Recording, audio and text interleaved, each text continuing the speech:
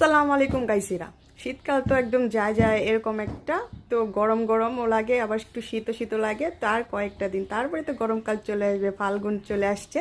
আর এই সময়টাতে না এরকম একটা যদি মাখা হয়, খেতে যে কি দারুণ, কি বলবো। ছোটোবেলায় অনেক খেতাম, একদম রোদের মধ্যে যখন একদম গরমে ক্লান্ত হয়ে যেতাম তখন এরকম ভর্তা বানানো হতো। এটা কি ভর্তা তোমরা বলো তো, দেখে অনেকে বুঝতে পারছো? এটা হচ্ছে টমেটো তেঁতুল দিয়ে ভর্তা মাখানো হয়েছে একদম দুপুরবেলা। দেখো আমি রান্না করতেছিলাম, তো মেয়ে আমাকে ডেকে নিয়ে আসলো, জাম্মু তাড়াতাড়ি রান্না রেখে আসো। এই যে দেখো টমেটো মাখা করছি তেঁতুল দিয়ে, আর আমিও রান্না রেখেই চলে আসলাম খাওয়ার জন্য। এই যে দেখো, দেখতেই কতটা ইয়াম্মি, খেতে দারুণ মজা। দেখো, তো দুপুরবেলা এরকম টমেটো মাখা খেতে কার কার পছন্দ অবশ্যই কমেন্ট করে জানাবো। আর আমার ভিডিওটি ভালো লাগলে অবশ্যই একটা লাইক কমেন্ট শেয়ার করে দেওয়া।